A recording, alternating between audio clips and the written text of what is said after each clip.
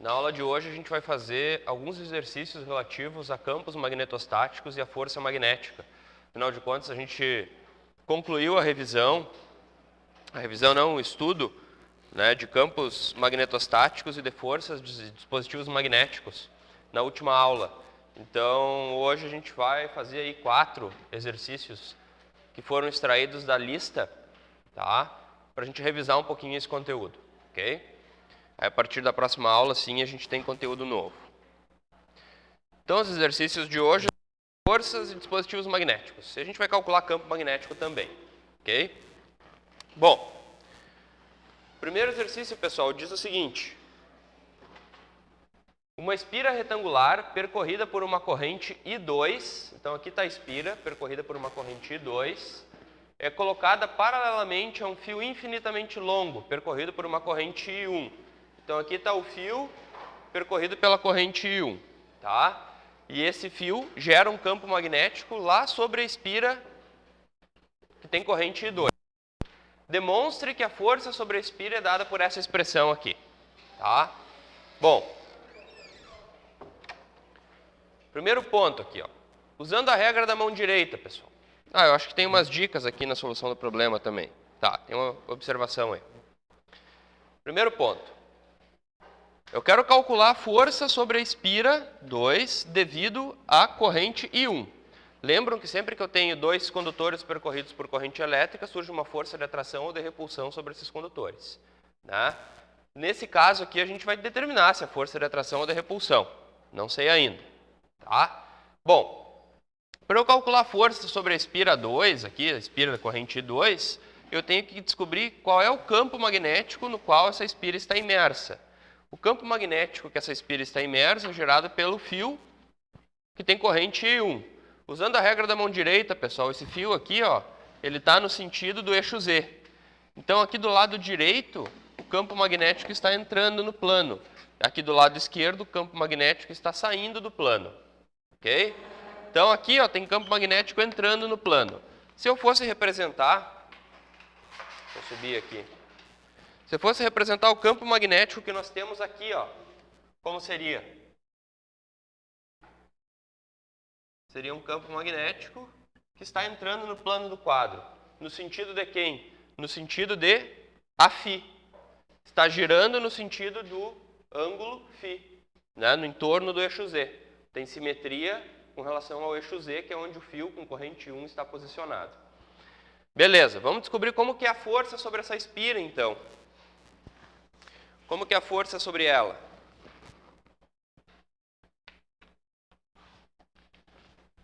Pegar esse primeiro trechinho aqui, ó. Dedos no sentido do campo, polegar no sentido da corrente elétrica, que é o sentido de deslocamento das cargas positivas. Sobre esse fio, eu tenho uma força magnética que sai da palma da mão. Tá? Então, sobre esse fio aqui, eu tenho uma força que aponta para a esquerda. Sobre esse fio aqui de cima, dedos no sentido do campo, polegar no sentido da corrente. A corrente está indo para a direita.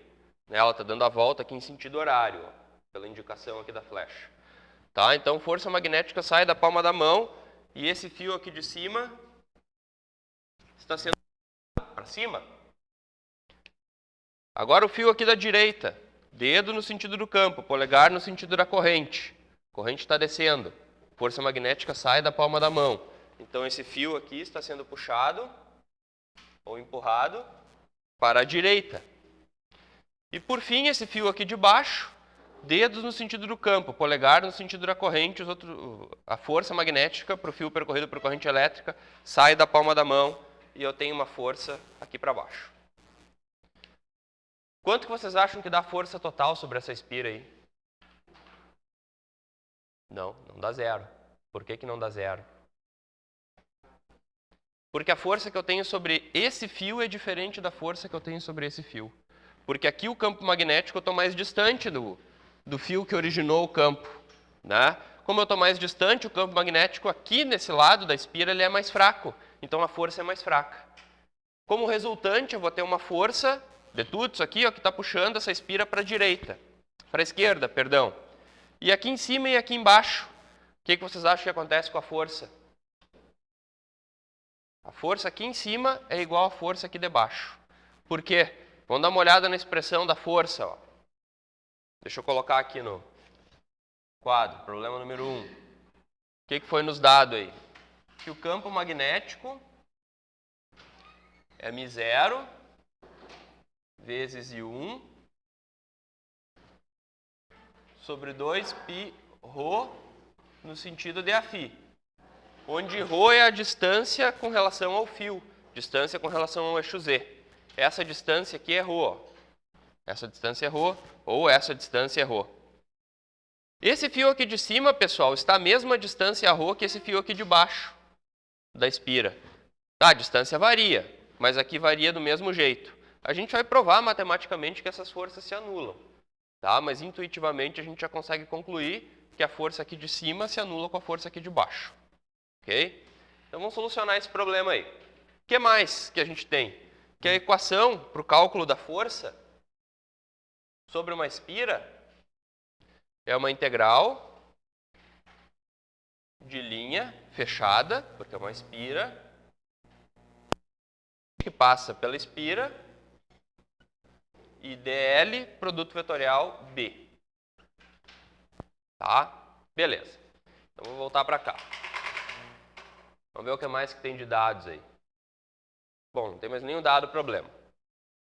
Vamos só dar uma interpretada nessa segunda equação aqui, ó. Eu tenho que resolver essa integral de linha ao longo de toda a espira. Eu posso separar essa espira, pessoal, em 4 caminhos distintos. Tá? Então, se eu tiver a espira, aqui está ela. O problema me dá as dimensões da espira. Ó. Aqui embaixo eu tenho uma largura A e eu tenho uma altura B nessa espira. Aí a corrente está circulando em sentido horário. E está a corrente elétrica. Pessoal, quais são os caminhos de ação que eu tenho para essa espira? Lembrando, né? Para cima é o eixo Z, para cá é o eixo Y, para cá é o eixo X, ou, no caso desse problema, no mesmo sentido aqui do eixo Y, tem o eixo ρ, né? Que é o eixo do raio do sistema de coordenadas cilíndricas. Eu vou trabalhar nesse problema aqui em coordenadas cilíndricas. Tá? Então, esse deslocamento aqui ele não está no sentido de Y, mas sim no sentido de ρ. Okay? Então, eu tenho 4 caminhos. Eu tenho esse primeiro caminho aqui, um dl1. Tenho esse segundo caminho, um dl2. Tenho esse terceiro caminho, que aponta para cima. Posso até desenhar ele apontando para baixo, não tem problema nenhum. Só que na hora de escrever, eu sempre tenho que escrever o deslocamento no sentido positivo. Tá? Então aqui eu tenho dl3. E aqui embaixo eu tenho dl4.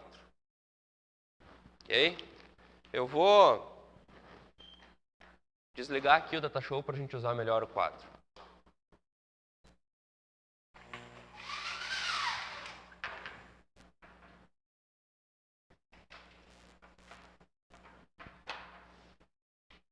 Ok.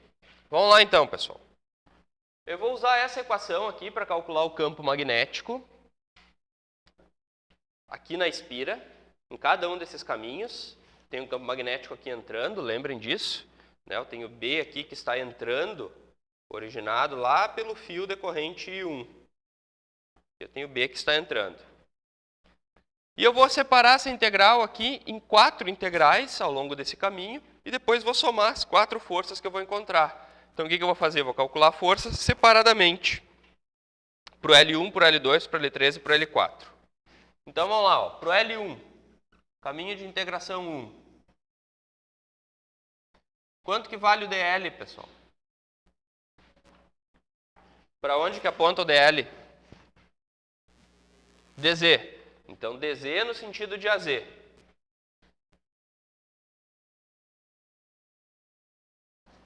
Ok? Vou substituir essa informação, então, nessa integral aqui, para calcular a força. A força 1 vai ser igual a integral. A gente já vai definir os limites aqui. DI2 vezes DZ no sentido DAZ. Produto vetorial com a expressão do campo. Aqui, ó. μ0 vezes I1 sobre 2πρ no sentido de AφI. Ok. Quais são os limites da integração, pessoal? Eu saio de quanto aqui e vou até quanto? Saio de 0 e vou até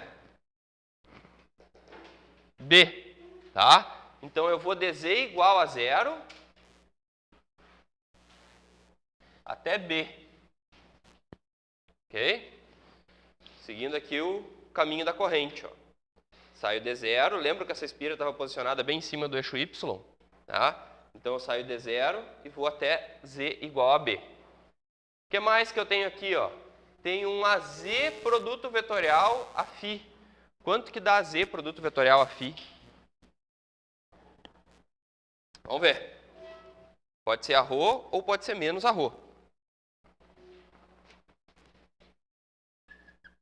ρ, AφI, AZ.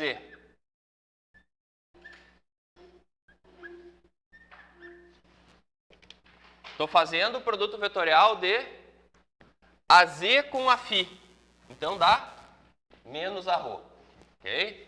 Menos ρ. Então esse produto vetorial dá menos ρ.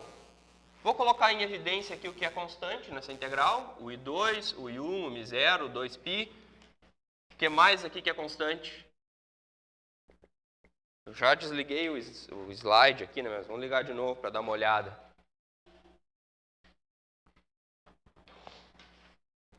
Esse ρ, pessoal, é a distância que esse fio está do eixo Z. Vamos dar uma olhada aqui quanto que vale essa distância.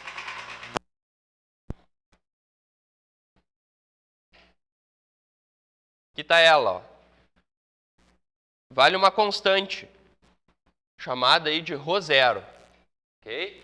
Então essa distância que o fio, ó, está do eixo Z vale ρ0. Vou apagar de novo.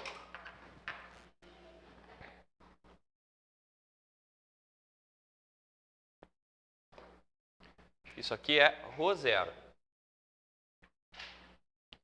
Então vamos lá, vamos ver o que vai acontecer com essa integral. Vai ficar I1 μ0 vezes I1 vezes I2 sobre 2π ρ0 integral de dz. Quanto que é a integral de dz? Z. Tá? Então, vezes Z, limites 0 a B. E a gente vai chegar à conclusão que a força 1, então, sobre o primeiro lado da espira, vale μ0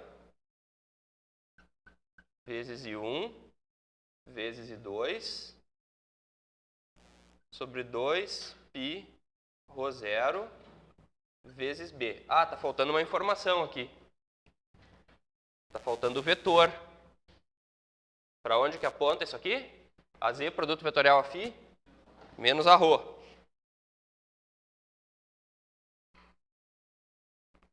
Tá, então essa força 1 vai ser μ0 vezes I1 vezes I2, ou menos aqui na frente, né?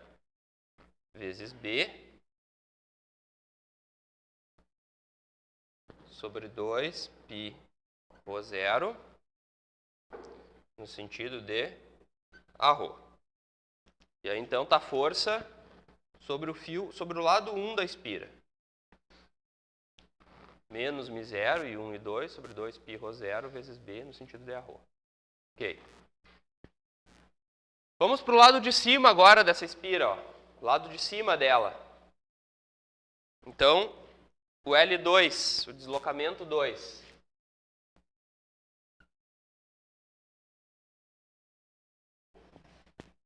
Quanto que vale o DL ali, pessoal? Isso, de rho. Esse deslocamento aqui é de rho no sentido de a rho.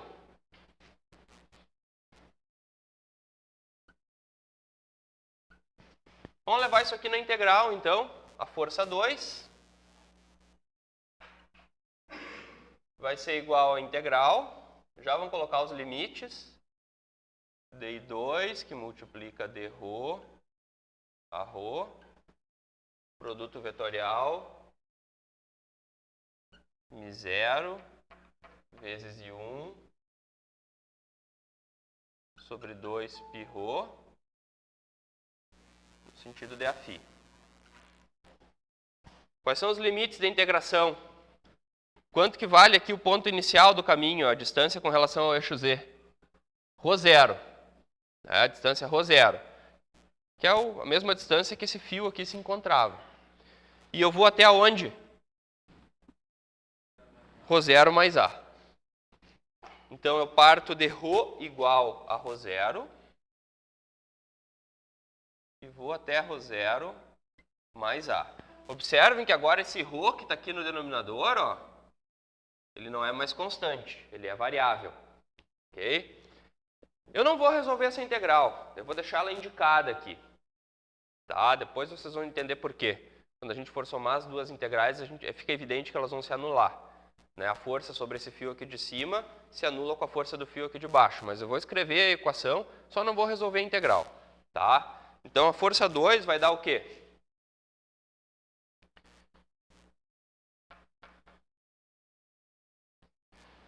μ0, I1 e 2 sobre 2π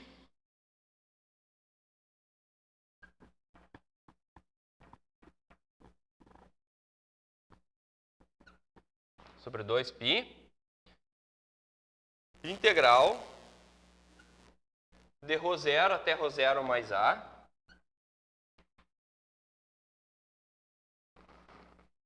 de ρ sobre ρ, no sentido de quem? A ρ produto vetorial a φ, pessoal.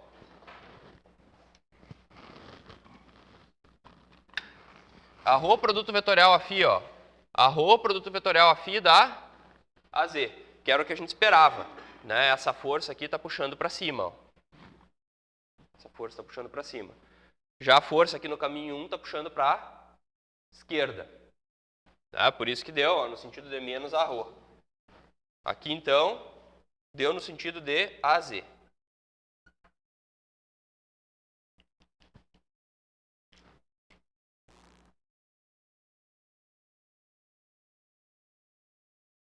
Beleza. Se fosse resolver essa integral aqui, quanto que dá a integral de 1 sobre ρ? ln de ρ. Tá? Então, se a gente quiser resolver a integral, essa integral aqui vai dar ln de ρ, daí vai ficar ln de ρ0 mais A menos ln de ρ0. Ou seja, ln de ρ0 mais A sobre ρ0. Tá? Lembra a regra do logaritmo, né? Quando eu faço a subtração de dois logaritmos, é a divisão do argumento da função logaritmo. Okay? Bom, eu vou deixar indicado assim. Okay? Vamos para o terceiro caminho agora. Esse caminho aqui, ó. Quanto que vale o dl ali no terceiro caminho, pessoal?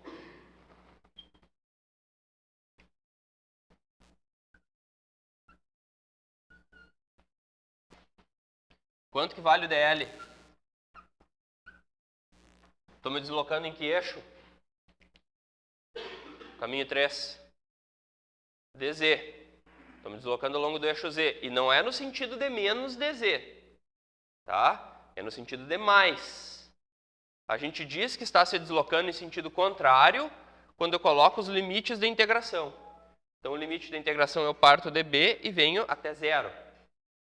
Saio de b e venho até zero. Enquanto aqui eu fui de 0 a b, aqui eu vou de b até zero. Ok?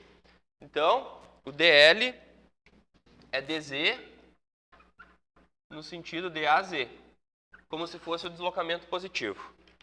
O deslocamento negativo ele vai aparecer nos limites da integral. Tá? Beleza. Então, a força 3 vai ser o quê? A integral. Já vou colocar o limite aqui. DI2 vezes dz no sentido de AZ, produto vetorial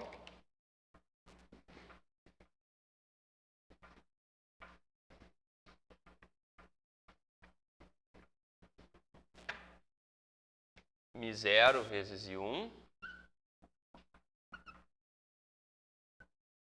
sobre 2πρ no sentido de AφI. Quanto que dá o produto vetorial, pessoal, de AZ com AφI? Menos arro. A gente já fez lá no caminho 1. AZ com AφI dá menos arro. O que mais, pessoal? Essa distância aqui, ó, que o fio 3 se encontra do eixo Z, ela é constante. Né? Então, a distância ρ que o fio se encontra do eixo Z vale quanto? ρ0 mais A. Então, esse ρ aqui embaixo, ó,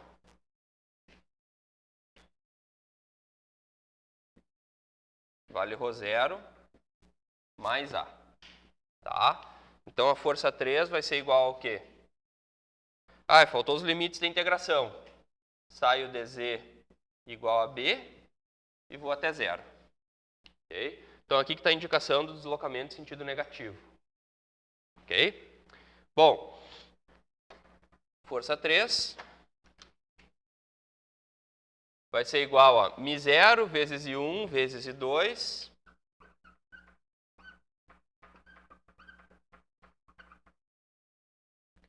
sobre 2π ρ0 mais A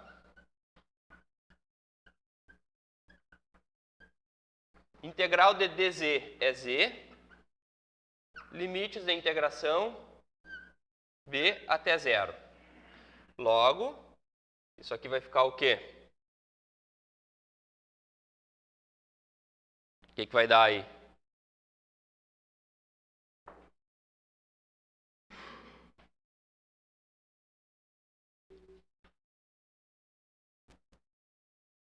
Menos... Ah, e faltou o que aqui? Faltou sentido. Que é no sentido de menos arro. Pessoal, aqui vai ficar, ó, 0 menos b. Né? Então, a integral de z aqui, ó, de dz, que é z, de b até 0, vai ficar menos b isso aqui. Com esse menos aqui vai dar mais. Tá? Então, isso aqui vai ficar μ0 vezes I1 vezes I2 vezes b sobre 2π ρ0 mais A no sentido de arro.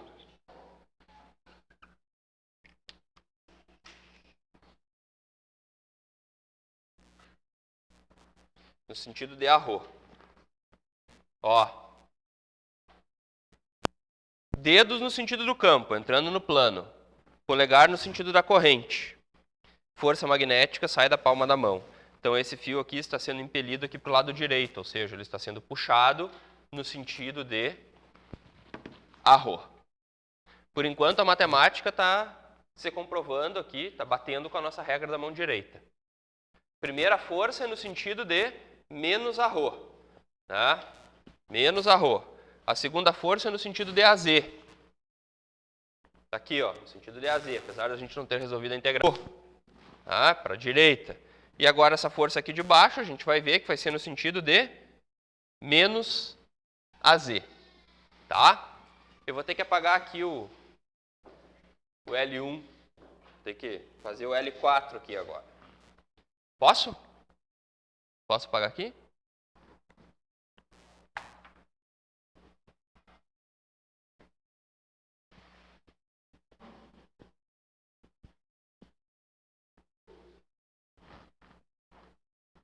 Vamos lá. O L4.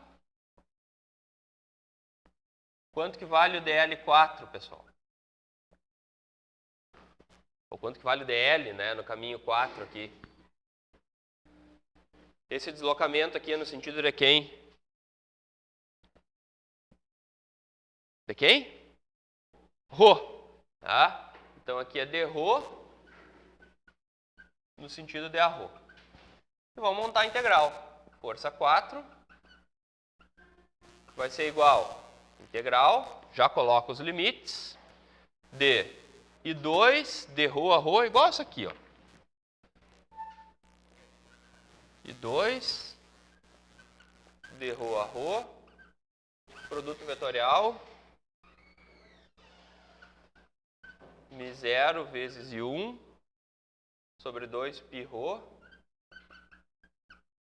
no sentido de Φ. Limites de integração. Saio daqui, que é ρ0 mais A, e venho até aqui, que é só ρ0. Tá? Então, eu saio de um ρ, que é ρ0 mais A, e vou até um ρ0. É exatamente igual essa integral aqui, só que estou me deslocando em sentido contrário. Lembrando que o ρ é uma variável. Tá? O que eu vou fazer aqui? Vou tirar tudo que é constante para o lado de fora da integral. Eu vou deixar só a variável de integração dentro da integral. Então, isso aqui vai ser igual a μ0 vezes I1 vezes I2 sobre 2π, integral de ρ0 mais A até ρ0 de ρ sobre ρ. Além disso, pessoal, produto vetorial de ρ com a φ dá o quê? AZ. ρ com a φ dá AZ. Então, isso aqui no sentido de AZ. Bom, vamos comparar as duas integrais aqui da força 2 e da força 4. Compare essa integral com essa aqui, ó. Que conclusão que a gente chega? Lembra de uma propriedade da integração? Quando a gente muda os limites da integral, a gente põe um menos aqui na frente. Eu ponho um menos aqui, eu posso mudar os limites da integração. Né? Então, na verdade, essa força é exatamente em módulo igual a essa, e tem sentido contrário. Ou seja, essa força aqui, ó, é menos a força 2. A força 4 é menos a força 2. Então, aquilo que a gente já tinha concluído analisando a espira, a gente provou matematicamente. Tá? As duas forças são iguais em módulo e têm sentido oposto. Ok? Beleza. O que eu tenho que fazer agora? Somar as forças. Então, para calcular a força total sobre a espira, basta somar as 4 forças, as forças sobre os 4 fios que compõem a espira.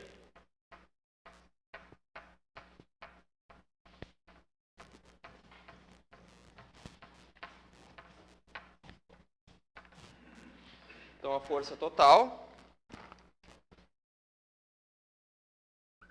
vai ser a força 1, mais a força 2, mais a força 3, mais a força 4, vetorial. Só que força 2 com força 4 se anulam, pessoal. Força 2 com força 4 se anulam. Então, eu vou ter a soma da força 1 com a força 3 apenas. Tá? Então, a força total vai ser igual ao quê? Força 3 está aqui.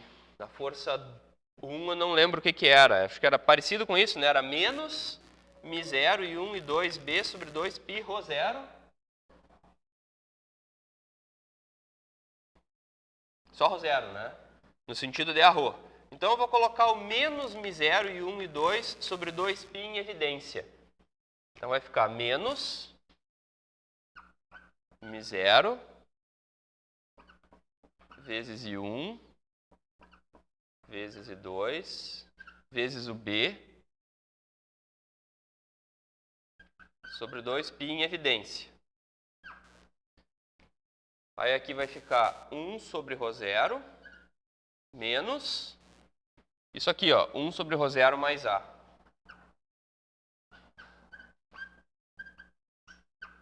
Tudo isso no sentido de ρ.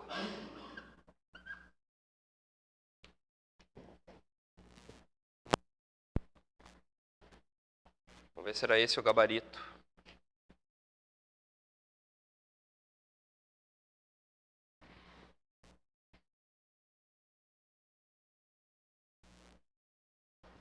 Tá, aí está a força total sobre a espira. Para que lado que essa força está apontando aí? Para a esquerda ou para a direita? O que vocês acham? Ó, o que é maior aqui? Qual número é maior? 1 sobre ρ0 ou 1 sobre ρ0 mais A? 1 sobre ρ0. Então essa parcela aqui vai ser maior que essa, logo isso aqui vai dar positivo. Concordam? Se isso dá positivo, eu tenho um menos aqui na frente, ó. Então a força resultante vai ser no sentido de menos a ρ. Tá? A força resultante, toda essa espira aqui, ó, vai ter uma força resultante sobre ela que está puxando ela aqui para a esquerda. Tudo isso porque o campo magnético é mais intenso aqui nesse fio do que nesse fio. Né? Então eu tenho mais força aqui do que aqui. Então vai ter uma força resultante que puxa a espira para a esquerda. Tá? Por isso que eu tinha perguntado lá no início, qual é a força total sobre essa espira? Era zero, mas na verdade não é zero, porque as forças aqui desse lado e desse lado são diferentes. Tá? O que diz aí o segundo exercício, pessoal? Um elétron com velocidade u, 3ax mais 12ay menos 4az vezes 10 na 5 metros por segundo, experimenta uma força resultante nula em um ponto no qual a densidade de fluxo magnético é B igual a 10ax mais 20ay mais 30z Tesla. Determine E, que é o campo elétrico, neste ponto. Tá? Tem uma dica aí. Dica é que a força total sobre uma partícula carregada, se deslocando na presença de um campo elétrico e de um campo magnético, aquela equação da lei da força de Lorentz, é carga elétrica que multiplica campo elétrico, força elétrica, mais carga elétrica que multiplica U, produto vetorial B, força magnética. Ok? Então, questão número 2. Dados do problema. A velocidade da partícula é 3ax mais 12ay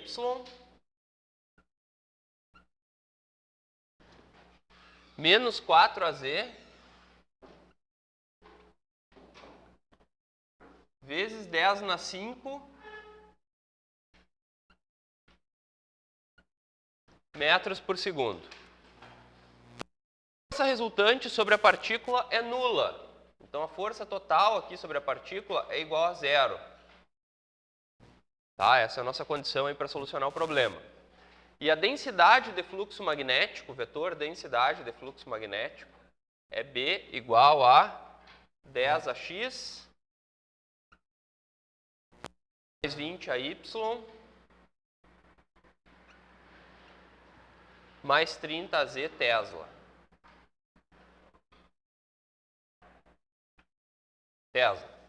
Tá? Esses são os dados do problema. Esse problema é bem simples, pessoal. Um problema aí só de cálculo. Tá? Tem pouquíssimo raciocínio aí. Okay? É só substituir nessa equação aqui. Ó. O que o problema nos diz? O problema diz que a força é igual a zero. Que é igual a carga E mais o produto vetorial B. Daqui eu chego no quê? Posso passar essa carga dividindo. E eu vou chegar aqui, E é igual a menos U produto vetorial B.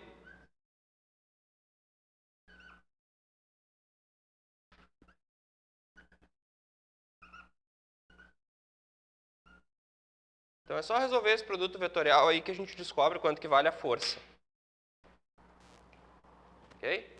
E igual a menos U produto vetorial B. Então eu vou montar esse produto vetorial. Deixa eu desligar aqui o Datashow.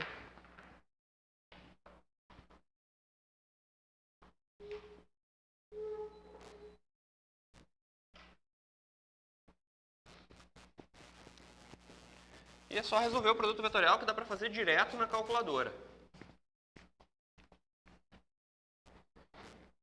Então, o produto vetorial B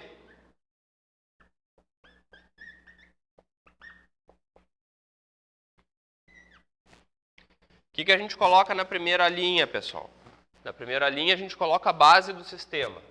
No caso, o sistema de coordenadas cartesianos. A x, a y, a z. Na segunda linha, a gente coloca o primeiro vetor, que é o u. Quanto que vale o u? 3 vezes 10 na 5, 12 vezes 10 na 5, menos 4 vezes 10 na 5. Então, 3 vezes 10 na 5, 12 vezes 10 na 5 e menos 4 vezes 10 na 5. E quanto que vale o b? 10, 20 e 30.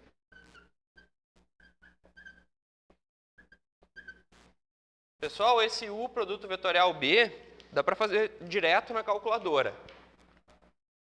Se vocês quiserem, calculem o determinante aí, mas dá para fazer direto. Função cross, tá? Todo mundo assinou a lista de presença?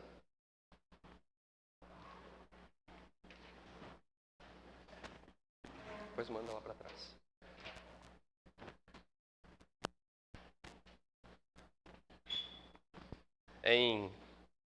Deixa eu só montar aqui. Deixa eu colocar os dois vetores aqui na pilha.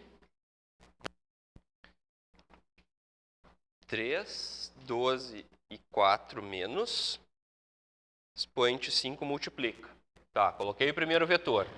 Segundo vetor agora, 10, 20 e 30. 10, 20 e 30. Coloquei o segundo vetor. Para fazer o produto vetorial entre eles, basta entrar no menu Matrizes, né, em cima do botão 5. Lá embaixo, a opção 8, Vector.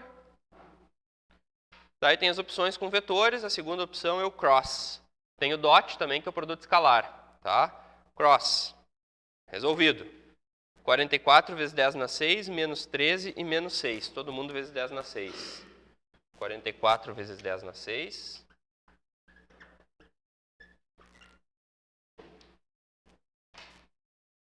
A x.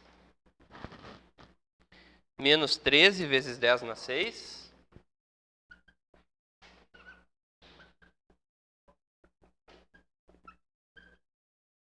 A y.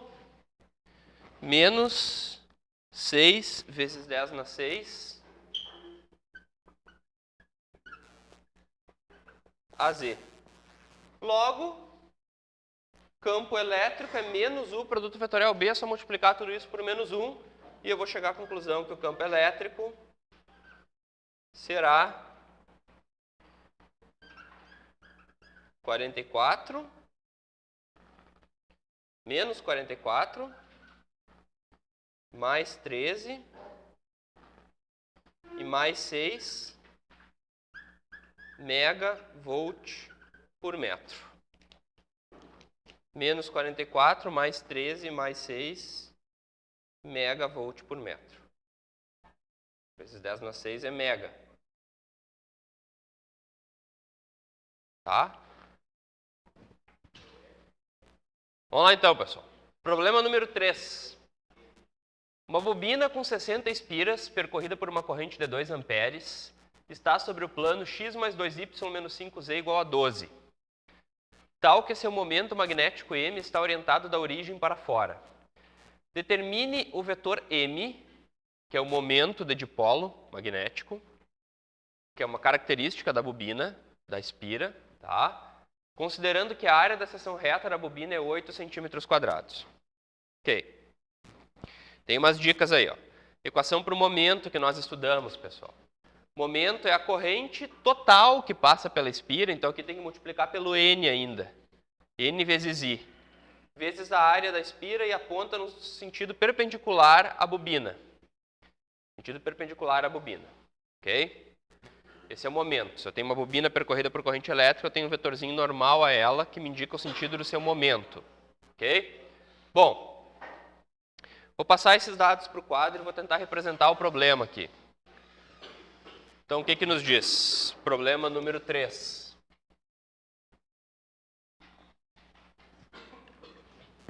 Nós temos que a bobina tem 60 espiras.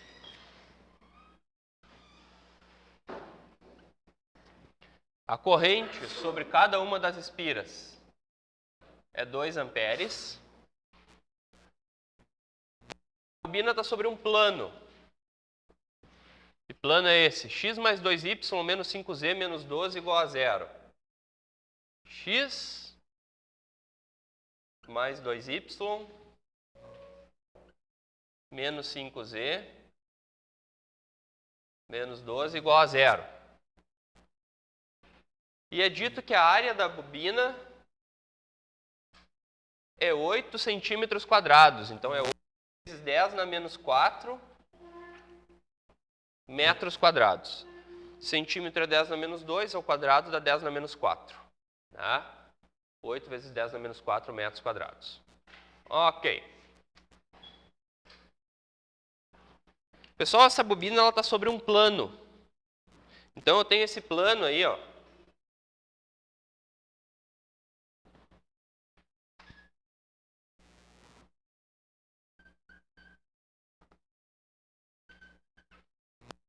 P, que o problema nos deu.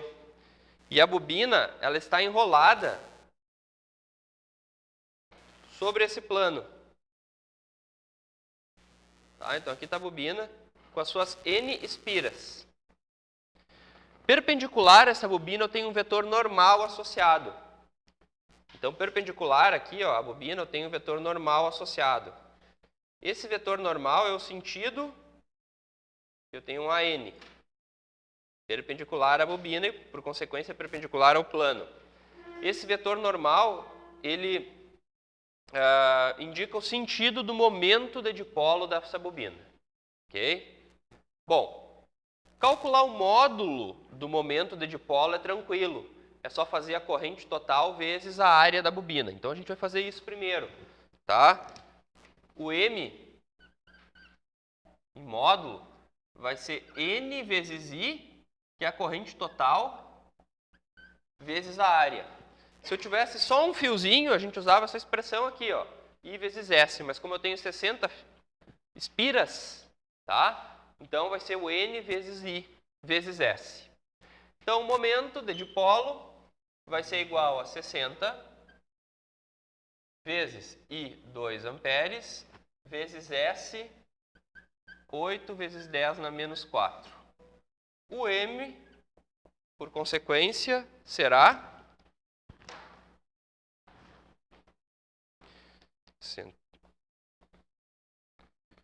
120, 8 expoente 4 menos, multiplica, 96 mili. 96 mili ampere metro quadrado. Essa é a unidade de momento. Ampere metro quadrado. Ok? Beleza. O que falta determinar agora para a gente encontrar de fato o momento dessa bobina? Falta determinar o AN. Como que eu encontro um vetor normal a um plano?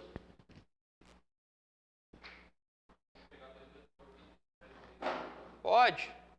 Vou pegar dois vetores que descrevem ele e fazer o produto vetorial entre esses dois vetores. Lembram das superfícies equipotenciais que nós tínhamos quando caiu o raio na árvore?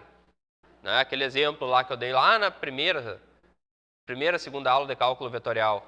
Caiu o raio na árvore, nós tínhamos superfícies equipotenciais no entorno da árvore, e quando eu calculava o gradiente daquela função matemática, me dava um vetor que era perpendicular às superfícies equipotenciais. Lembram mais ou menos disso? O vetor campo elétrico era perpendicular às superfícies equipotenciais. Se eu fizer o gradiente, pessoal, dessa função matemática que descreve o plano, eu encontro um vetor que é perpendicular a esse plano. Ok? Eu encontro um vetor perpendicular ao plano. Um vetor perpendicular ao plano é perpendicular à espira. Então, o que eu vou fazer? Eu vou calcular o gradiente da função matemática que descreve o plano. Eu vou fazer isso, ó. Eu vou encontrar um AN maiúsculo. Depois eu tenho que calcular o vetor unitário. Esse AN vai ser o gradiente, então, nabla P. Gradiente do plano, da função matemática do plano. que é o gradiente, pessoal? É a derivada de P com relação a x, no sentido de ax, derivada parcial, mais derivada de P com relação a y, no sentido de AY, derivada parcial, mais derivada de P com relação a z, no sentido de AZ, derivada parcial. Tá? Então, vamos lá. Derivada dessa função matemática aqui com relação a x, dá quanto? 1. Né? Porque quando eu derivo o y, quando eu derivo o z, quando eu derivo o 12, isso dá 0. Porque o y e o z e o 12, obviamente, são constantes para essa derivada com relação a x. Então, vai sobrar 1. Então, essa primeira derivada aqui vai ficar 1 vezes ax. Mais a segunda derivada ali, pessoal, derivada com relação a y. Quando eu derivo isso aqui com relação a y, dá o quê? 2. Então, vai ficar mais 2 vezes a y. Mais derivada com relação a z. Quando eu derivo com z, dá menos 5. Então, aqui, menos 5. AZ.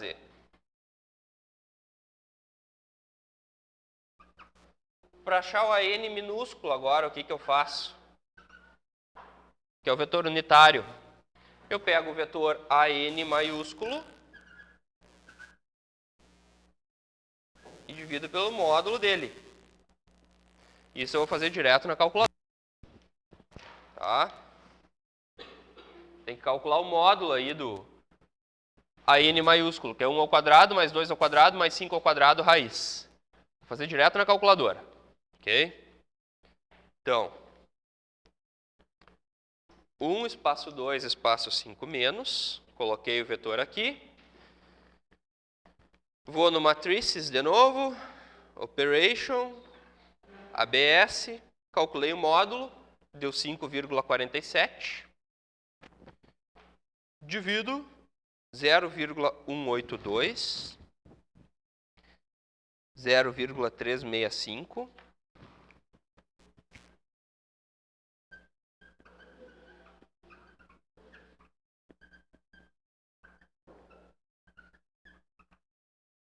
E menos 0,912.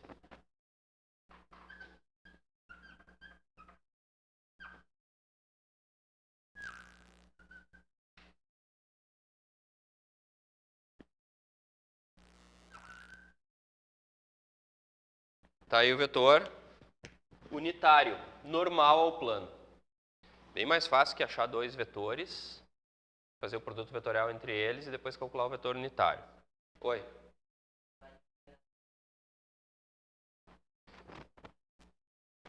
Tu entra no menu Matrices, ali onde está o botão 5. Aí o menu 2 ali, Operations. E daí a primeira opção, ABS. Só não esquece de deixar uma cópia desse teu vetor aqui na pilha, né? Tu copia ele de novo e calcula o módulo dele. Aí tu divide ele pelo resultado do módulo dele. Beleza. Agora para calcular, pessoal, o momento é só fazer N vezes I vezes S, que nós já havíamos feito, vezes o AN que nós calculamos agora. Certo? Então, o momento será igual a, só multiplicar isso aqui por 96 mili. 17, 35 e menos 87. 17,527. 7, vou trabalhar com 3 casas. 17,527.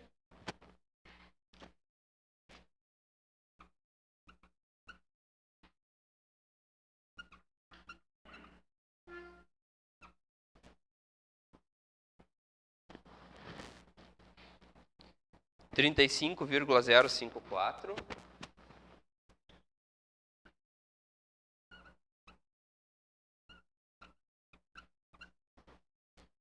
último é menos 87,635.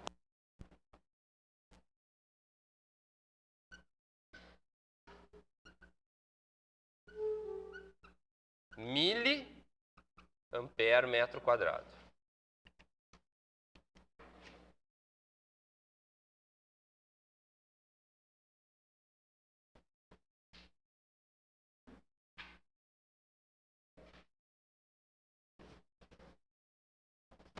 Tá aí.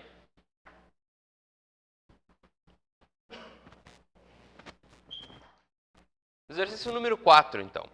Tá? O núcleo toroidal da figura tem ρ0 igual a 10 centímetros. O que é o ρ0, olhando o desenho aqui? Ó? É o raio desse toroide. E uma seção reta circular com A igual a 1 centímetro. O que é o A? É o raio do toroide. Tá? Então, da seção circular do toroide. Esse toroide que é como se fosse uma rosquinha, né? E essa rosquinha tem uma área transversal. Essa área transversal tem um raio A, minúsculo. Se o núcleo é feito de aço, ou seja, a permeabilidade do núcleo, permeabilidade relativa vezes μ0, 1000 permeabilidade relativa. E tem uma bobina com 200 espiras, que é o que gera a força magnetomotriz, que vai gerar o fluxo por consequência. Calcule a intensidade decorrente que irá gerar um fluxo magnético circulando por dentro desse toroide de 0,5 mV. Tá? Vamos lá então. Vamos botar os dados do problema aqui no quadro. Questão número 4 e última. O toroide tem um raio de 10 centímetros. Então, 10 vezes 10 na menos 2 metros. Eu já prefiro escrever em unidades do sistema internacional, porque todos os cálculos são feitos no SI. Tá? Uma seção reta circular com um raio igual a 1 centímetro. Então, 1 vezes 10 na menos 2 metros. O núcleo é feito de aço. Então, a permeabilidade relativa, o μr, é 1000. Tem uma bobina com 200 espiras. N igual a 200. Calcule a corrente, a intensidade da corrente que irá gerar um fluxo magnético de 0,5 mV. Fluxo 0,5 mV.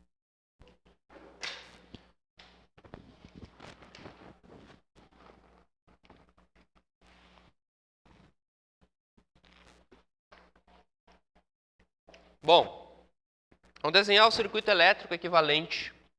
Como que seria o circuito elétrico equivalente para esse núcleo aqui? Bem tranquilo. Vou desenhar aqui, ó. Eu tenho uma força magnetomotriz que é gerada pelas espiras, e eu tenho um caminho magnético por dentro do núcleo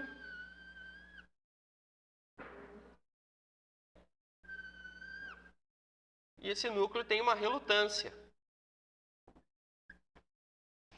E, por esse circuito elétrico equivalente, circula um fluxo.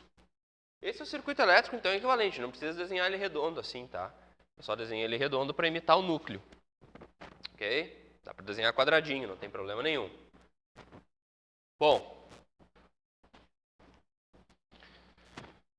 Vamos lá, então. Primeiro passo, vou calcular a força magnetomotriz. Como que eu calculo a força magnetomotriz? O F é número de espiras vezes corrente. No nosso caso aqui, então, o número de espiras é 200 e a corrente eu não sei. Então, fica indicado aqui, ó, 200I. Essa é a força magnetomotriz. Ampere-espira é a unidade, tá? Se quiserem anotar aí, a unidade é ampere-espira.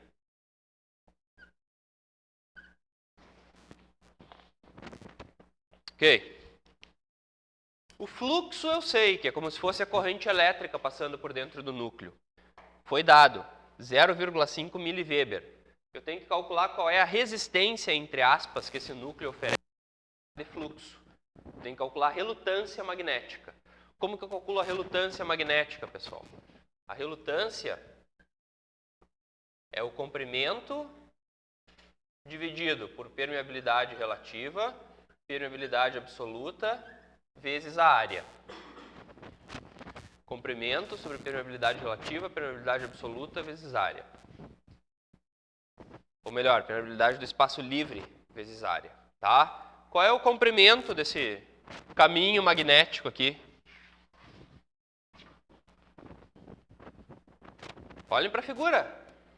Quanto que vale esse comprimento? 2 vezes π vezes ρ0. É o perímetro de uma circunferência. 2π ρ0. Sobre μr foi dado. 1000.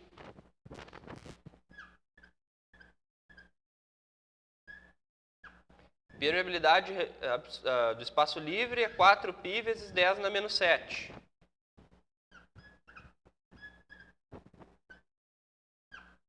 Vezes a área. Qual área? A área da seção transversal desse toroide. Ele é uma rosquinha, né? Então ele tem uma seção transversal. Quanto que vale a área da seção transversal dele? A ao quadrado vezes π. πr ao quadrado, né? Então vai ser π vezes a ao quadrado. Eu vou fazer direto na calculadora, tá? Lembrando que é o ρ0. Está dito ali, ó. 10 vezes 10 na menos 2. O que é o A? É 10 na menos 2. Então a relutância, façam aí para conferir.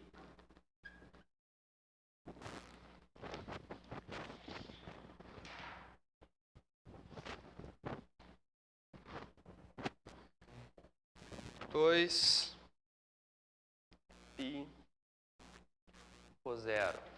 10 expoente 2 menos. Multiplica. 1000 divide. μ0 divide. π divide. Expoente 2 menos ao quadrado. Divide. 1,5916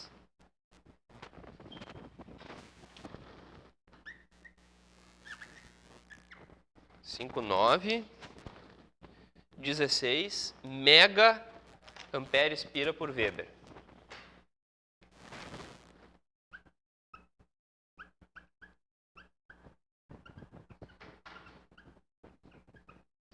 Pessoal, normalmente a relutância dá na faixa dos quilo e dos mega, tá?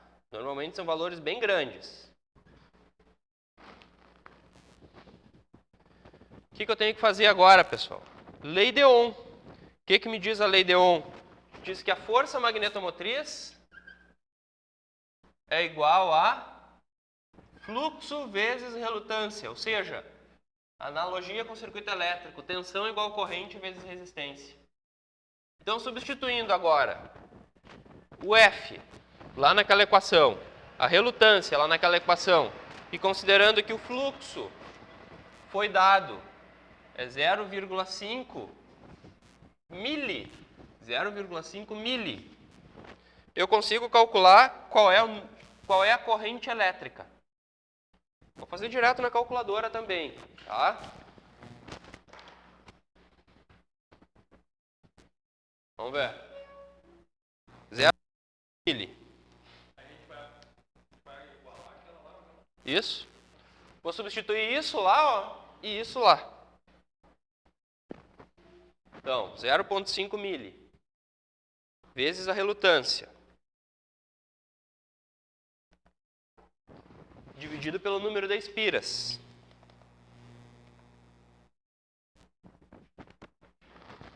3,979 amperes.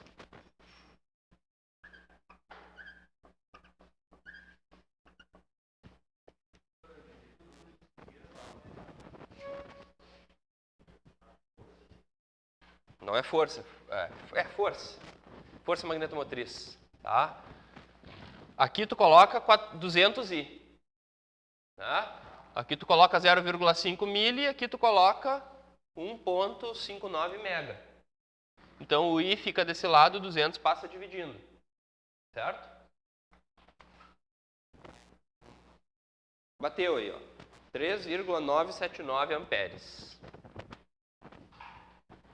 Pessoal, os circuitinhos magnéticos vocês têm que saber fazer, porque eu gosto de cobrar em avaliação.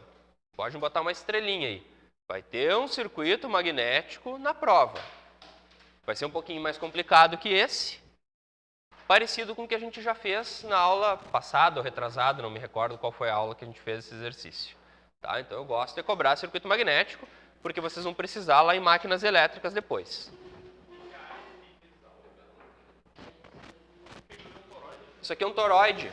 Isso aqui tem uma seção circular. Se tu fizer um corte aqui, ó. Fizer um corte ali, tu vai enxergar. Isso aqui. Isso aqui tem raio A. Oi? Tá?